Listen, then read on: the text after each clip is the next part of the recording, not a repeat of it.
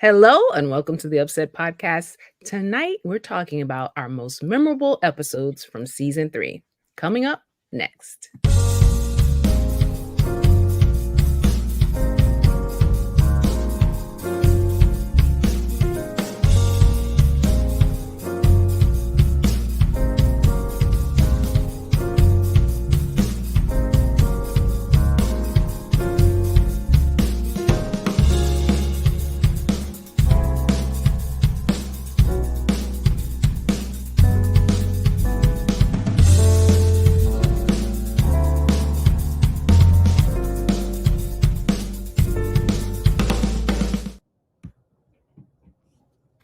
Once again, happy Sunday. Welcome to the UpSet podcast and happy Christmas Eve. We're so happy that you tuned in on this night in particular. And when I say I'm talking about this merry bunch.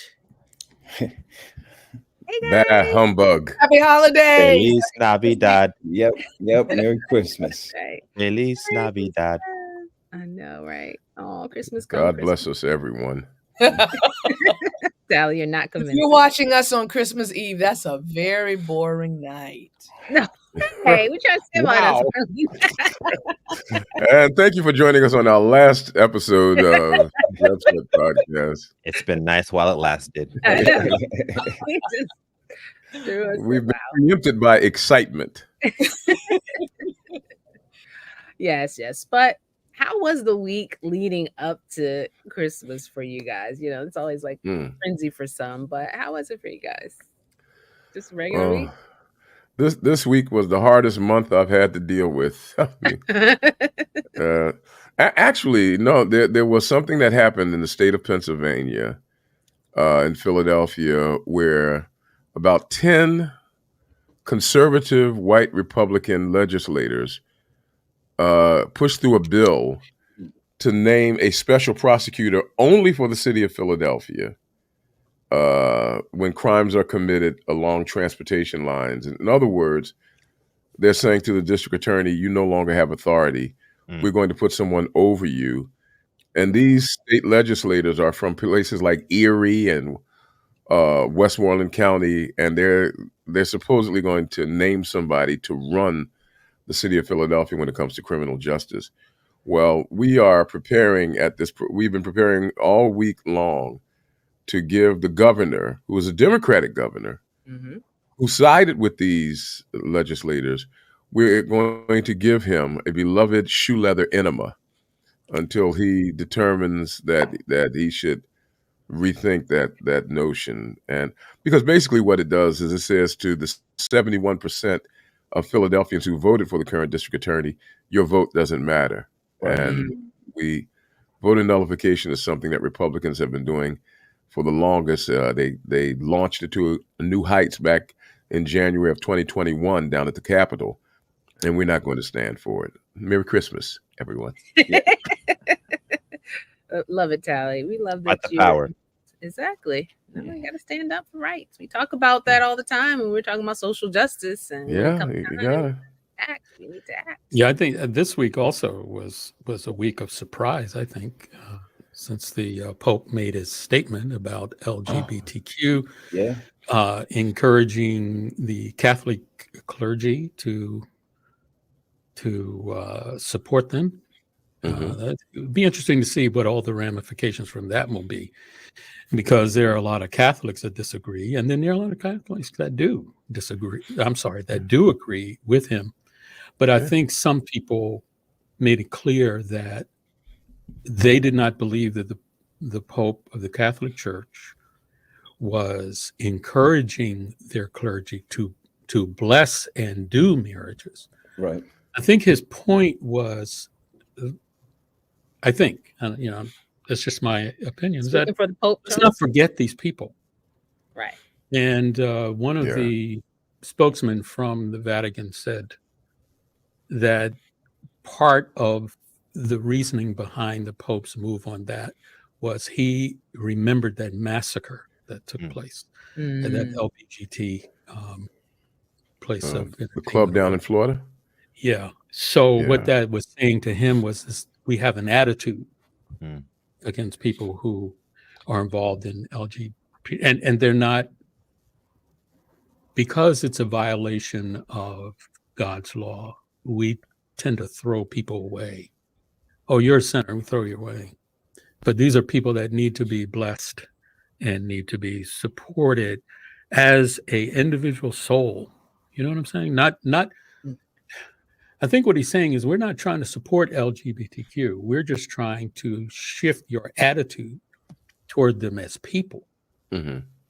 That's what I'm getting from some of the research I did on his statement. Because now, some people are flying with this. They're saying, Of course. well, if the Catholic Church do it, then the Presbyterian Church and the Methodist Church, and then there's going to, not necessarily, but we'll see how it unfolds. It'll be interesting. I know it's a new story, so I'm sure there are other spins that will be put on it, but that kind of caught my attention this week. I'm wondering what any of the pastors on this panel, would they bless an LGBTQ couple? I mean, I'm not a pastor, so I don't have to answer that. Are you talking about blessing them in front of the church on a Sabbath morning, or like in your office? You mean the old unwed mother blessing? The pocket blessing in the shadows, in their living room. Yeah, yeah. Would you bless an LGBTQ couple? And there was silence in heaven for the space of a half an hour. Ali's enjoying it. He's doing this to you guys every week. Have you noticed? I'm not commercials queued up. When we get to these tally questions, and everybody kind of looks like deer in headlights. Okay, we'll be right back. Like, I'm not prepared to respond at this moment. I don't see. I mean, I kind of see what the Pope is saying when he says to bless the people and not curse them. But I'm like Chuck. I think he was saying it was different than marrying them. Okay. I get it. I get it. All right. I would have Marlena says yes, I will bless them. Okay. Mm-hmm. All right. And I just think that you're a pastor, you just need to be careful. Yeah.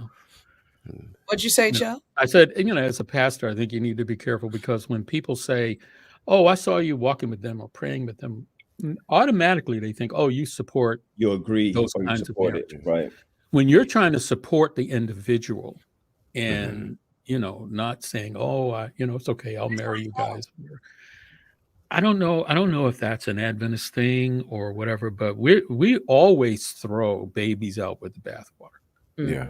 And we gotta, in my opinion, we gotta stop thinking like that, because there's so many people that could be blessed. But because we're so indoctrinated, we turn them off and turn them away. Yeah. Well, as GP said, if you throw the baby out with the bathwater, just run and grab the baby and take them behind the church in a small closet and then bless them. And I was saying, Chuck, a spiritual blessing, because all of us have sinned. So, we can't, hierarchy our sins and say, I'm not going to bless you guys, but bless somebody else. So that's what I'm saying. It's a thought process. I don't see how I could deny that, but I'm not saying that I'm marrying. But just blessing. So the late Carlton Pearson is smiling wherever he is right now. Wherever he is. The gospel of inclusion has come full circle. All right. Oh my goodness! Well, I'll change the subject really quick. Please. Well, you're not going to chime in, Pastor. Ray, go ahead. Not before Christmas. Not before. I think we ought to be careful of the coronavirus, RSV. It's coming. It's coming. A new strain, I believe they said, is out. So we just got to be careful. Yeah, especially over holidays. That's when it tends to spike. I think I actually had it. They thought it was the flu, but the way it's lingered, the doctor said it may have very well have been that. And so, wow. Yes, but I will accept them in my church. Okay. And if I have the coronavirus, I don't want any of you to catch it. Church. No, I went back to Cali. I went back to Cali. What a cross. You'll accept those with COVID in your church this okay. Yes. All right, guys. Well, we have some reflecting to do. You know, it's the Christmas holiday, and it's about giving for some people and sharing. And that's kind of what we consider the UpSet podcast. Each week, a little gift, not just to you all, but to us, because we get so much from it. Learning from each other, interacting with all of you and what you have to say. And so we thought it would only be appropriate to just reflect on some of our most memorable episodes from this season, this year. First of all, I say this every year, but I can't believe we've gone through another year of episodes. 50? Should be about 50 now, or 50 something. And here we are looking back. Now, when we were trying to do this, we all said trying to find your favorite episode is virtually impossible because there's just so many that are memorable for different reasons. But we're just going to highlight a few of them. And of course, we're encouraging you to share some of the ones that you remember. What are some of the ones that stood out to you over this year? And for those of you who are like, I can't even remember what was this year. Our whole playlist is on our website. It's also, if you're watching us on YouTube, you'll see the playlist for the podcast. But you can go back and check out the whole season 3 if you've missed an episode. And you can also do it on Facebook as well. So, but anyway, enough jabber. Looking in general, guys, thinking about season 3, is there anything that stands out in general about the season, maybe compared to season 1 and season 2? Are we kind of getting used to this thing now? Have we found our stride? Like, what are your thoughts about UpSet season 3? Well, I'm about to stride. Yeah. We look better on screen. Think we look better on screen? Yeah. Well, I think, UpSet podcast is based on reality and as things happen to us. Mm-hmm. And I think as long as we address those things that have the most impact on us, and I think we're getting better at that. I mean, there are tons of podcasts where we can come on and talk about Seventh-day Adventism and scripture and all of that. But I think it's one of the things I like about our mission is that we're taking reality and discussing it in the context of, Christ-centered people, not Adventists, Christ-centered people. Sometimes I think we get in trouble by keeping it exclusively Adventist because we have 28 doctrines to keep track of. But there are some things that kind of drop between the lines, and those are the things we need to talk about. And I think we've been doing it more and more. And looking at 2024 and what possibilities there are for reality as far as that's concerned, we'll have plenty of topics. Mm-hmm. That's true. I feel like for me that sense of a true UpSet family. I mean, of course, with us, the 6 of us, but also our UpSet family that we interact with as we go to different places. There's a sense of connection, even if you've never met them prior to them coming up to you and saying, "Oh, I watched the podcast." I love that part of it. I feel like that family sense has grown, at least for me. Like, I feel like I have family all over. Not just Allegheny East Conference, because we know we have a viewership. They come in every week and tell us, I'm in Texas, I'm in California, I'm here. So I think for me, season 3 has helped me really appreciate our extended UpSet family, I should say. But yeah. All right. Well, let's jump into some of our most memorable episodes. Who wants to go first? I'll go first. GP. Okay. I'll go first. Okay. My favorite show, of course, was the one where I let out on Slow Living. Okay. Look it up. I'm sure you'll see it in the playlist. And Slow Living. That was my favorite show because it actually was a prerequisite to me deciding what would be my New Year's resolution, changes in life, that kind of thing. So it affected me personally, and I was happy to be able to share the thought of that to the listeners, because we don't all, course, as you age, most people equate age with slow. So naturally, as you age, you talk about going slow. But actually, slow living is being I practiced don't by think younger they do, people. Charles. Yeah. You okay? I'm just slowing So down. yeah, that was my favorite episode when I got to talk about, real time activity for me personally that I could share with our UpSet family. Yeah, I like that too, Charles, because I remember in the episode you were talking about blocking out time in your calendar for you and that being okay. Like the way of Exactly. slowing things down is to interrupt the rat race of work or your daily schedule by inserting moments where you can just breathe Right. and not let those be overshadowed by meetings. Like, no, I have an appointment.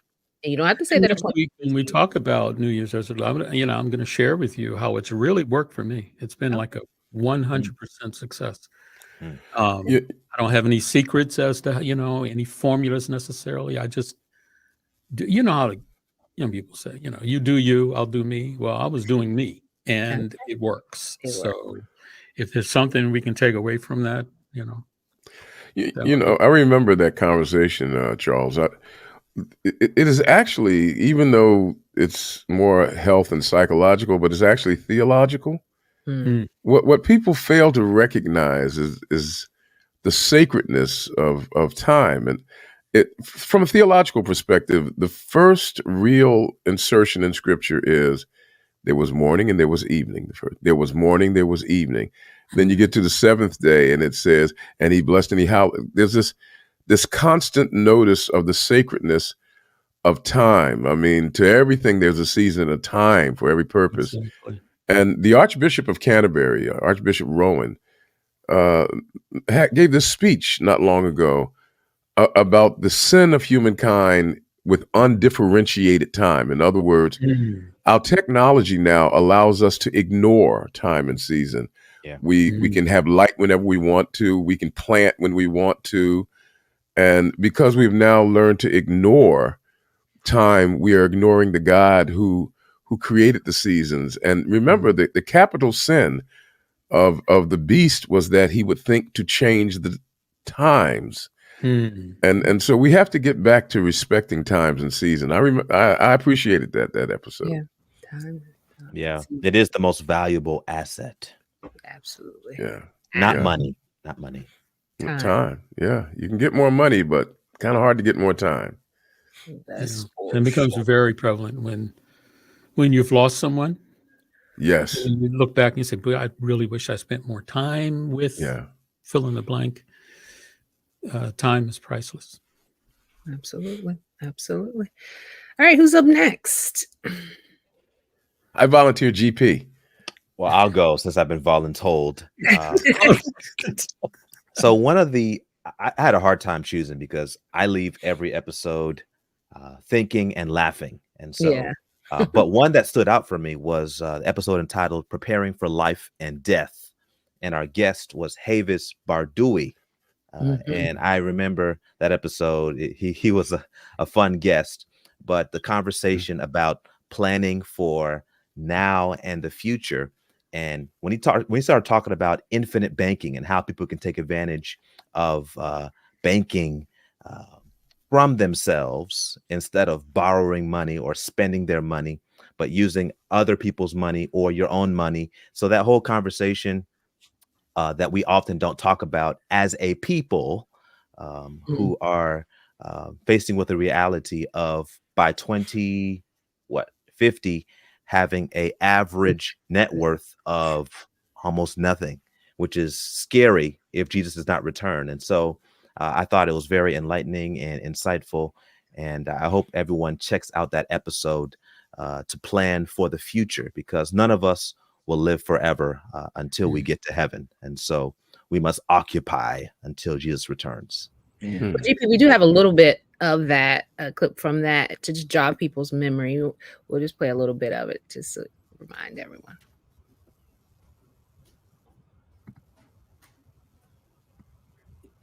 But none of you are paying yourself back. with your life insurance. So you're cheating your future self. The youngest on the panel might be Pat. I think Marlena is younger than Pat. Pat's an old G. No, you GP, you might look young. The thing about it is, Tasha's young too. But the thing about it is, you have to. The only one who can take care of your future self is your current self. So pay yourself. And what did Albert Einstein say? The eighth wonder of the world is what? Compound interest. Interest. So pay yourself back with compounded interest on whole life. Wait, does anyone have insurance on Tally? Because but no. So you keep saying that we need to pay ourselves. So that's I did just disappear, didn't I? Yes, we all got a nice payout that day. Nice payout. What happened on the show? Do you remember? Did you just lose the internet? I think I either lost the internet or I hit the wrong button, and I was trying to mute myself, and I hit the wrong button and left, and got caught up in the rapture. Yeah, you were frozen. You just took yourself out, committed virtual suicide. Speaking of Tally bloopers, I was going through some of this stuff, and I was thinking back to the time we were trying to change the format a little bit about the opening. And so here was what we were trying to do. You know, me come on first, and then and here's what happened during our first or second time of trying to do this. Looking all cute. Good evening, everybody. You are tuned into the UpSet podcast, and tonight we are talking about the church board. How many of you understand your church board? We're going to find out tonight, right after this. So I'm like, I'm trying to keep kept talking in the background. Yep. Dimples. I'm trying to like. Was that a recorded show or was that live? That was live. It was live. Well, doesn't the system mute our mics? No, not when I come on. You know, we changed it so that I come on and I announce what the show is. During that time, during the B-roll. Right. It's only when you're doing the video. So it was funny because I think that was a learning curve, you know, because everyone's so used to that. I was like, what did you say? What did you say? I was quoting scripture, I think. Something. No, but we have plenty of in the scriptures. All right. Well, since we were on Tally, what was one of your one of my favorites was when we did that episode of dating in the church, and all of the sisters came out with their violins. We can't find no man. Somebody help us. Oh, we're so sad. And I was just like, oh, come on, really? And then was it like the show about Where Are the Men? Or was Where Are the Men? Okay. That was one of our most viewed shows, by the way. So I think two different ones. I think it might have been two different because one was about dating. No, you're right. It was dating. Yeah, dating. You're right. And Tasha whips out this magnificent list about how my father told me how to choose a man. And I'm waiting for this words of wisdom. And he says, she starts out with this list. Wait, let me see if I have the clip for that. I don't know. I mean, I thought to myself, Lord, I mean, the whole show, you know, some of the things you heard, it just, the illusions that come with dating. There is a woman by the name, and just like that, she is a European psychologist, and she wrote a book called Mating in Captivity. And she talks about the myth of, you know, how romance becomes a substitute for real love, and they're not the same thing at all. And what it means to really build relationships and to evolve and to grow together as a couple. And I wish we would teach our kids that so that we don't get lost in this trap of trying to find romance instead of trying to build love, you know. That was good, Tally. You should have said that night. I was too busy mooning over that wonderful list of yours. Do you remember one of the things on your list, Tasha? I think I have a clip for. I don't know if this is the clip. Let me see if this is it. So, like, I started my list the other week. Like for personal, I have little things like read 6 books a year this year. One clip. No, that's a different show. On my list, like, let me just talk about my list for a second. Like on my list, you know, my dad used to always say, "Don't ever marry a lazy man." Like that for him, he wanted to make sure that this was going to be, if I'm going to be with someone who was willing to work, who didn't feel like they were going to lean on me, and they were going, you know, and so I had that on my list. Okay, I need a man that is not lazy. You know, I knew I wanted someone. What? Tasha, that's not I mean, that's sense. I mean, nobody's gonna say, "I'm hoping I find a lazy man." I mean, that doesn't need to go on a list. That's not a given for every person. Is there any woman listening to me who thinks that finding a lazy man is what needs to be on their list? It wasn't not lazy, but has a good work ethic. Can I say that? Is motivated. Correct. Motivated. Is driven. Let me correct that. All right. Driven. I'm sorry. You know, so I use the, you know, the opposite. And you know, Tally was in rare form that he had that pin out so many times. I mean, y'all were talking so much yang. I mean, it's just. I don't get what was wrong with having a list. First of all, because most sisters lie, and I said that earlier. I mean, they do. They. You know, I mean, fellas, how many times have you heard women say, I'm just looking for a man who loves the Lord and who will love me for me. And then when you introduce to somebody, where he work at, what kind of car he drive. I mean, so most of them lie on the list. And so that's why there's a list that has multiple things. So for me, it doesn't stop with he just has to love the Lord. Lies. But I just feel like if you don't have any intention about what you're looking for, you will just settle for anything because. I don't know if you mentioned it on your list, but nowadays, I think one of the major questions on that is, are you willing to raise a family?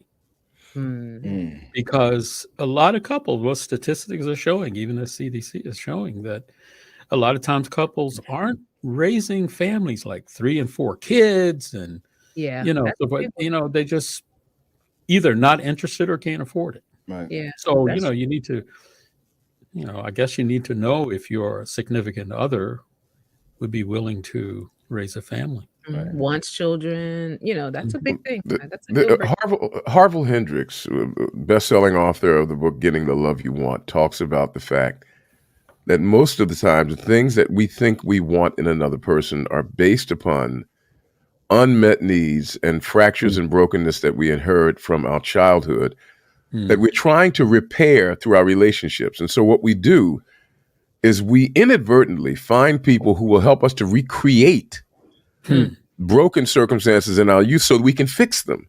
Wow. So half the time, the things that we put on our list are not necessarily based on things that will endure, which is why a lot of people marry folks, and then after they either fix, repair, or confront these things, then they get tired of them, and they're looking for somebody else. You're so right. Yeah. We need help in this thing, I think that part of that is being cognizant of and recognizing your childhood traumas. Yes. There are childhood traumas that follow us all up through adulthood. And sometimes we don't know why we're so out of kilter. Yeah, or why this is so important to me. Anything that's happening now, but something that happened decades ago. Right. Right. This is why therapy is important, guys. I mean, because therapy and a list. No, I'm saying because hearing the word trauma, I remember hearing the word trauma, it was only associated with like accidents and major catastrophes. And now we're hearing it more in terms of everyone has experienced some type of trauma as a child. And when it's defined for us, most of us can go back and recognize, wow, that was traumatic for me at 5 years old. I didn't realize how it's impacting me at 44 years old or something. Like now that we're more aware of these things, it's time to now sort through those things so that we can be ready for a mate or can be ready for dating when it comes in our lives. Because if you don't, as Tally was saying, if you wait and sort it out in a relationship, it doesn't always benefit. Yeah, and sometimes we don't know what it is. Exactly. We don't know that Yeah. that's what's Identify, motivating us. That's right. That's what good And therapy I read does. Where they said normal is a myth. Yeah. It is. It's a, what, you know, what's What's normal? what's his name? Normal behavior? What's normal? What is the name? Pat Gabriel Mate, isn't it? Who Yes. wrote the book, The Yes. Myth of Normal? Yes. Oh. Yeah, and we, Watch you know, some of we it. all of us. I mean, every Adventist church that I know could change the name on their church sign to "Chock full of nuts Seventh Day Adventist Church" because we all are broken people, and we Yes. all need help. And It's true. the problem is a lot of time religion masquerades, Mhm. so we can pretend that we're whole and come in smiling, saying "Happy Sabbath," and deep Yeah. down inside, Wow. we're carrying wounds and fractures and brokenness that haven't been confronted. That cause us to make all sorts of lists, you know. You That, had to have my list. Back to the list again. Sorry, Tasha. You need to be prepared to ride that list word out for the rest of the episode. My Tosh, list I worked for want to me. tell you, Tosh, I want to tell you that at many singles retreats, they have promoted the list. So it's not I rest my case. funny thought. Well, rest, you were probably one of the presenters.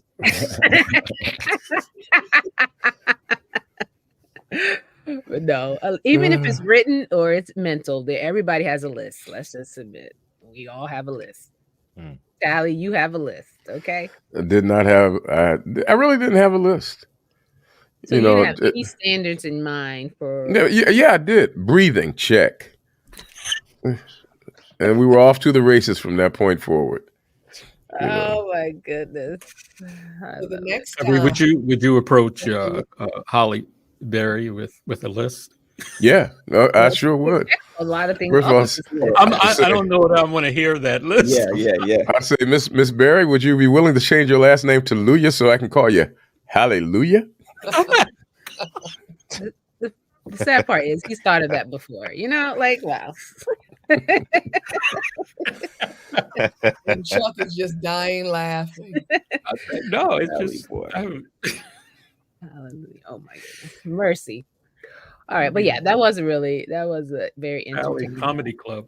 I think anytime we talk about relationships on the podcast, we get a lot of interaction from our audience. Yeah. This will forever be one of those topics that Yeah. you gotta have opinions. But what amazes me about that, Tasha, about that topic is that there are so many preconceptions. There's Yes. so many people that come to the conversation with preconceptions, and you're like, what? What are you talking about? What? Mhm. They just have, whether they've been, it's their upbringing or their life experience, but they come with preconceptions, and we tend to be overly judgmental about individuals because of that. The greatest enemy of happiness in relationships is expectation. The inner me.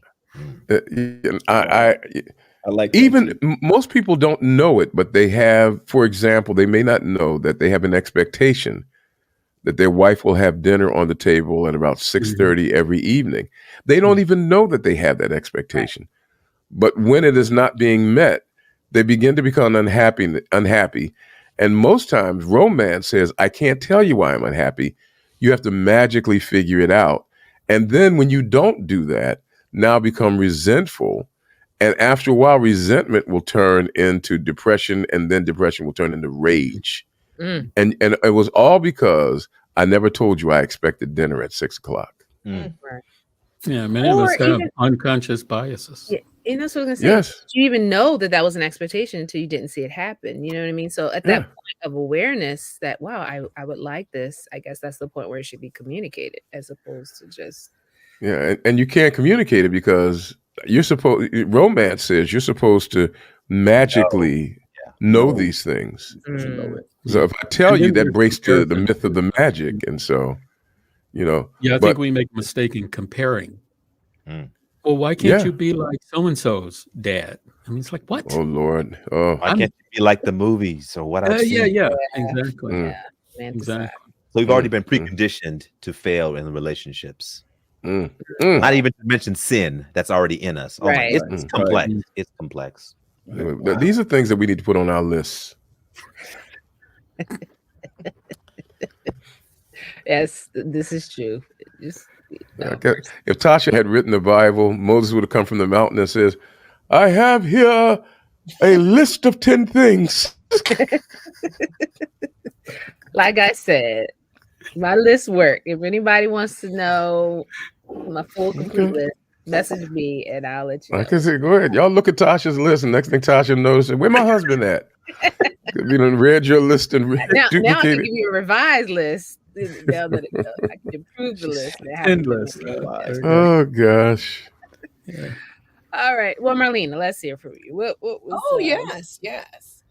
I think one of my favorites was the anniversary celebration there, our 2nd year birthday. Yeah. It was just so celebratory, funny, enjoyable, and our podcast family were just very engaged and they enjoyed it. I just think it was a very, very fun evening. What were we talking about? Everything. Everything. Cutting up everything but cake. I mean, if you want a good laugh, I mean, I can, by us recording, I don't really look at it after our recording. Yeah. But, like sometimes when people say, oh, that was a good show, I might go back and look at it. And because I had to look at the episodes this time just to see what was really fun, when I chose it, just opened it, it was so funny. I couldn't go beyond that show. And so I understand why, we have people who are very entertained by us. It was pretty funny. So if you have not seen it, go back to look at the 2nd year birthday. It will give you a fun laugh. And that's in February. It should have been our February episode. So that's one of the top of season 3. So yeah, and soon we'll be. Do you have a clip of it, Tosh? I don't. Sorry. Oh, okay. I know. I'm like, what were we saying? Along with that, Marlena, is if I visit one of our churches and someone recognizes me, and they'll run up and say, "Oh, I watch the podcast every week, and I like when you said so and so and so and so," and I'm struggling to say, "When did I say that? Did I say that?" But that goes to show that people are listening. Yeah, and they will tag you by saying, "Oh, Pat said so and so." Yeah, Natasha said so and so, and I don't remember, but that just goes to show they're really paying attention. Yeah, and I'm glad you said that because it jarred my memory. We gave them a quiz, like, who was the one that needed certain things to preach, right? Yes. That's when the holy shoes came out. The shoes. Oh yeah, boy, that was they know us, man. They know us. It was so funny. Yeah, we're gonna do that again next year. We're gonna have a quiz based on what happened this season. So that was good. I enjoyed that. Thanks for refreshing our memories on that. But you're right. Going back, and looking at the episodes, I'm often surprised. You know how you in stuff and sometimes you say, "Oh, was I making sense? Did I say?" And then you look back, you're like, "Oh, that wasn't as bad as I thought." I think sometimes being live, especially, and sometimes the thoughts don't come to you as clearly, or someone like Tally ask a question that's like throws you for a loop or something, and you're like, "Oh, what did I say? And you go back and you just see how the interaction between us somehow just makes it all work out, and nothing's as bad as it seems when you're live. So yeah, some of our most raw and unfiltered moments are some of our best moments. Yeah. And it's usually Tally that's throwing it. Are we on task here? Yeah, we might ought to give him a quiz. I remember that episode. I just remember Tally's remarks. I don't remember the subject, but he readily said, "I don't buy it." Mm-hmm. Yeah, I don't agree. I don't buy it.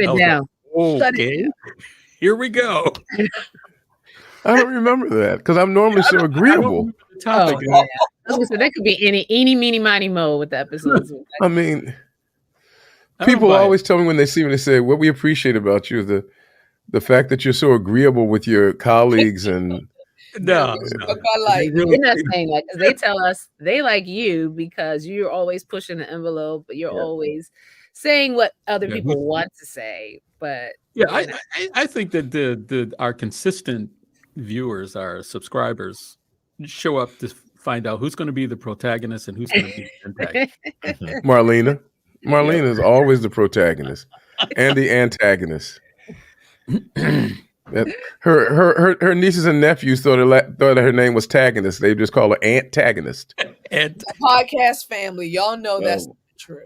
Right, Marlena. Just is something We're crazy, and if you keep quiet, you're like, I must speak to that.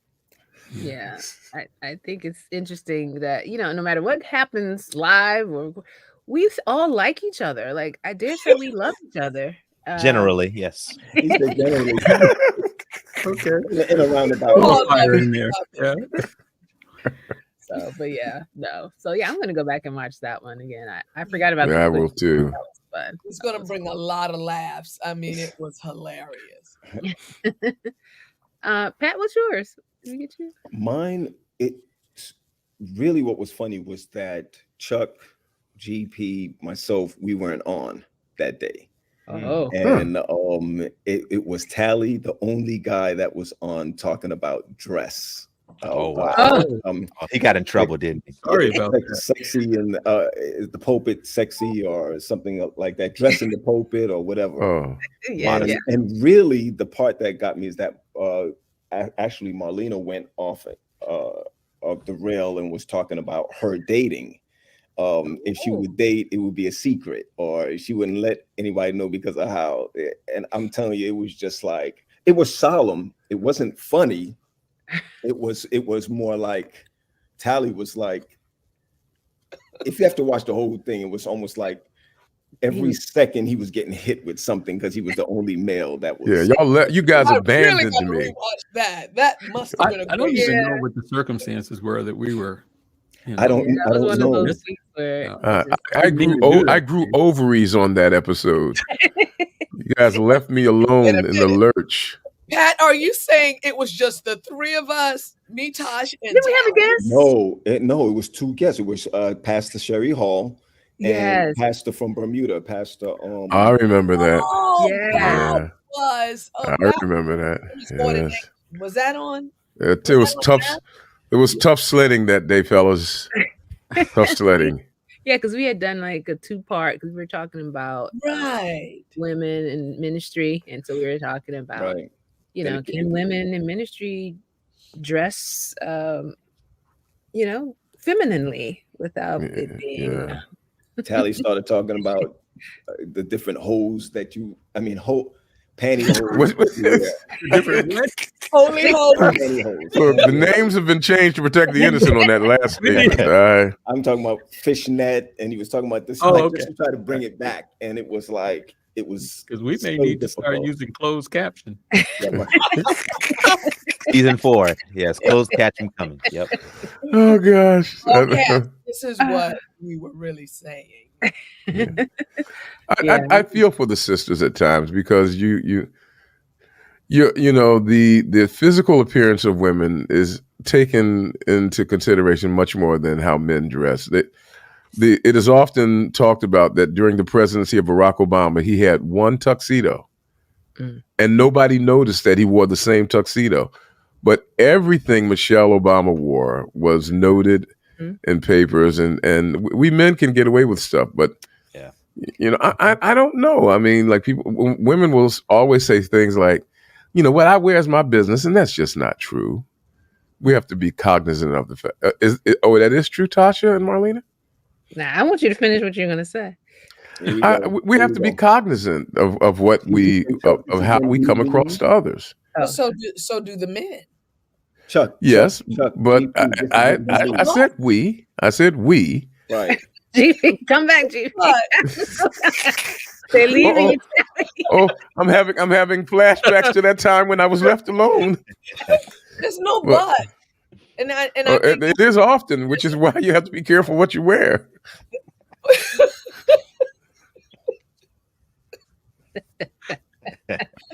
Oh my goodness! Don't you die laughing? Are we talking about? Since we're talking about women's dress and all, are women consciously dress provocative or not? We were talking about clergy women. That's sure. right. Oh, we're talking about clergy women. dressing on the pulpit. Yeah. Really, that's where. And some women are demeaned if they're very fashionable, though the dress is not very short. It's a long dress. Still, if they're fashionable, oh, she shouldn't dress like that. That's too fashionable. Right? Or like if the heels are high, you know, something like that. Stilettos. Look like Ellen White, and if we do, then we're. But doesn't the robe kind of neutralize all of that? If you come to preach with a robe on, a pastoral robe, it can. Doesn't that kind of visually neutralize, like, oh, well, what colors are blouse, and whether she has, heels or whatever. I mean, you see the robe, you respect what the robe means, and whole fashion and look is just out of your. Yes, Chuck, I agree with that. And I wear my robes most of the time, but most men do not. Some men do, but many of them do not. So the dress should be applicable to men and women, because a lot of them wear those skinny pants. And just to let you know, y'all missed Tally when he wore his skinny pants. This wasn't about women. Anything I put on looks skinny. And just to let you know, this wasn't about women dress. This was dress on the pulpit. Period. It just kind of swung more to different standard and judgment. Yeah, I remember that. Well, is there validity to the fact that the appearance of a woman may register more in a societal setting than the appearance of a man? Is there something to be said about that? I agree. This is a man's world. Sing it, James Brown. And so women are always criticized more in most things. Yeah, and unfortunately, if you zoom out, we have been marketed. Since World War II, marketing became a big thing. So people in power and industrialists would say, you wear this hat because this is accepted in society. You wear this suit. You wear this dress. You drive this car. I found out in one documentary that Henry Ford, the thing that got Henry Ford to go beyond the basic black car, the Model T first, and because in his mind, he wanted to make a simple mode of transportation. It wasn't about fashion, but then the other car manufacturers said, okay, our cars will not be all black. They'll be blue, they'll be red, and folks start buying the blue car or the red car and not the black Ford. Then Henry Ford said, well, I got to step up my game. I got to start making colorful cars. Okay, that's marketing. Wouldn't you look nice driving a nice red convertible? See? So, we've been marketed. Women have been marketed. Men have been marketed. This is how you look. Two different markets. This is true.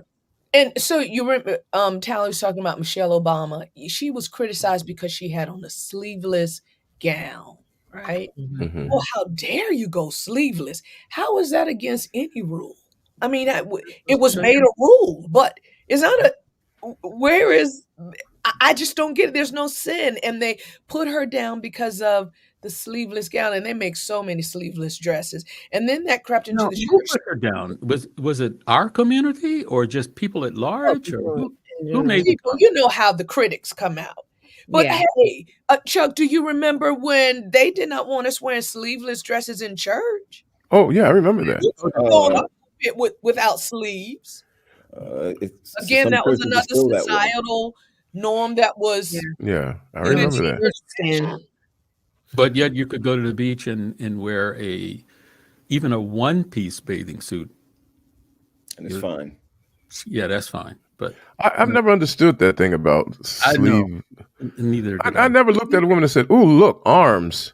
That's just never occurred to me. Someone was saying, I think it was one of our previous episodes, that they were chastised because they said men should never see your armpit, a woman's armpit. And I'm like, because I had never heard of them, but they were told that by someone in the church that they should never smell your armpit. I can understand that.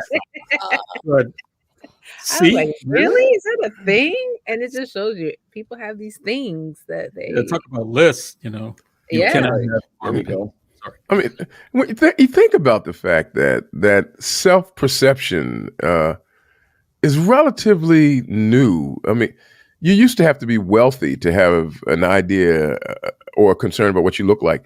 Remember, there were no mirrors. You remember when Paul spoke, we looked through a glass darkly. Mirrors were polished pieces of metal, and only the wealthy people had that. Most people didn't know how they looked, and we depended upon our relationship with others to give us a sense of who we were. But now all we do, I mean, the concept of a selfie is profane to the ancients, that someone will be preoccupied with their appearance that way. But now that's all we do. You know, that's all we do. Exactly. Ain't that right, Dimples? And when you look at the early advertising, the tobacco industry wanted to encourage women to smoke. Yeah. So they made smoking in public fashionable. Right. You were really cool when you had a cigarette in your hand. Yep. Dressed real nice. Yeah. Virginia Slims. I remember. And they had the audacity in the Virginia Slims commercial to say, "You've come a long way, baby." Yeah.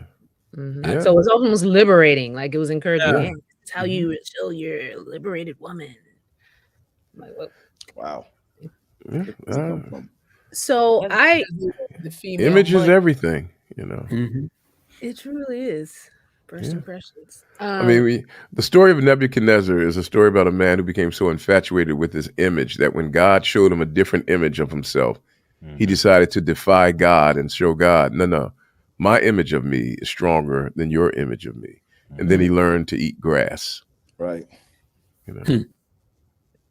You know, as we talk about this, it reminds me, you know, from time to time, I run into individuals who suggest shows to me in person. And there was one who really wanted us to address modesty and in more detail. I mean, I know we were kind of talking about it, what it really means. And this particular person's passion was they felt like a lot of pressure was being put on the young ladies to dress a certain way to not offend the older men in the church. So they were putting the onus on the women to help these men, and they felt like that wasn't appropriate. So I don't want us to delve into that right now, but I do think this is reminding me that this may be a show that we dig a little deeper in, because as you said, Tally, there's a certain responsibility we have, but there's also equal responsibility on the other side, and one can't be blamed for the behavior and actions. Explain that to Beyonce.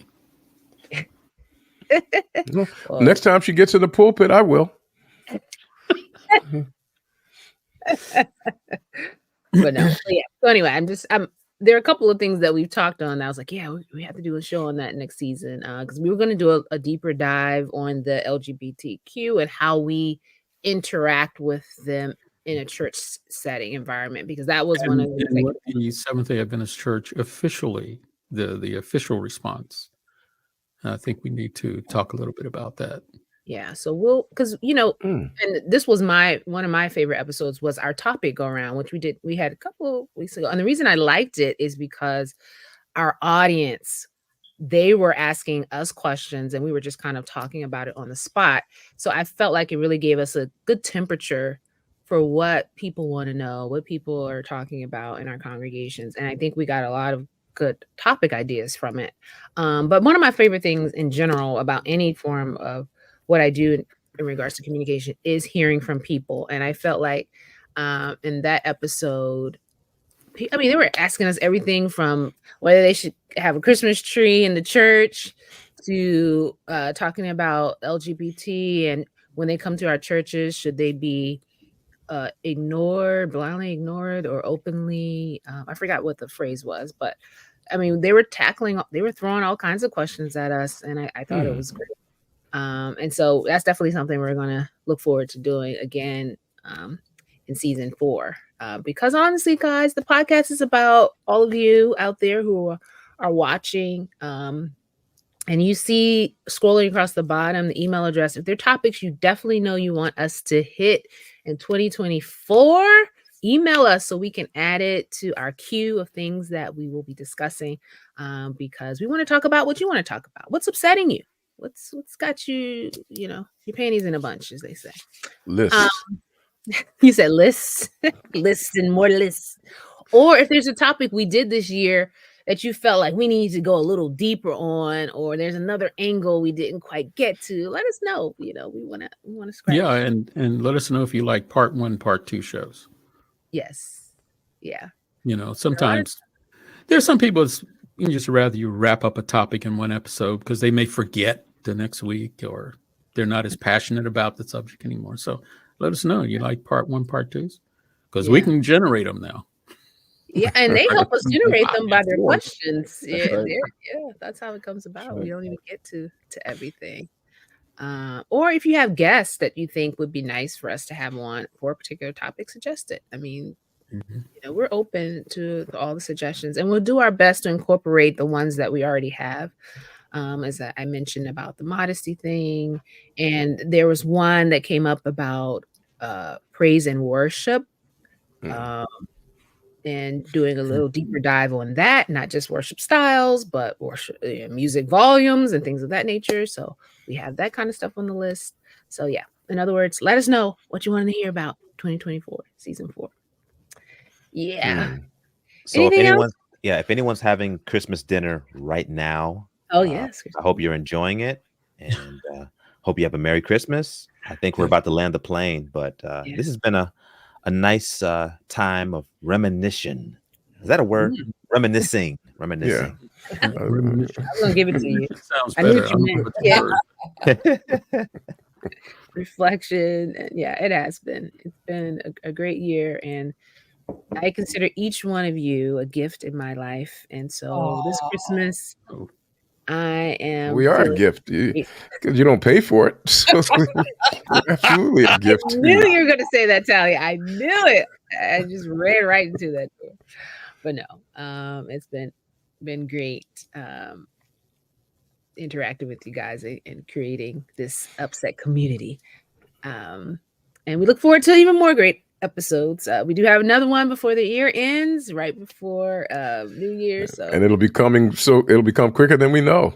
I mean, exactly. It's like no time passes when we have these. Blink and it's 2024. Yeah. But no, it's been great. Don't forget to tell us, whether it's in the comment, in the chat, what some of your favorite episodes were, or even put in the chat or email us some topics you want us to cover next time. Yeah, and don't forget to remember the merchandise, because it is to collect funds for worthy causes. That's right. Just so happened we all wore red today. Just yeah, see, like mine. That. Think alike, right? Absolutely. Yes, check it out. It's right there on that site. Visit ac.org/upset. And if you are nearby us, let us know. We've had some people drop by the office and get their merch, so you can do the same. Well, guys, Merry Christmas. Yes. Merry Christmas. You. Merry Christmas. Wonderful, happy holidays. Merry Christmas. Indeed. Happy Kwanzaa. Yes, happy Kwanzaa. Yeah, I noticed none of y'all said it. Don't think about it, buddy. Right after Christmas, yeah. That's right. Absolutely. In a couple of days it begins. So That's right. don't forget. If you need to know how to celebrate, go back and watch last week's episode. And remember, if you'd like to celebrate it at church, you can go to Willow Grove, or you can go down to Patch Church or GP's Church, because they'll all be celebrating Kwanzaa. Well, I'm at the Church of What's Happening Now, so. Oh, mercy. Nevertheless, Merry Christmas, everyone. We'll see you. Have a wonderful holiday. Next week. Indeed. Take care, everybody. Bye-bye. Yeah, bye-bye.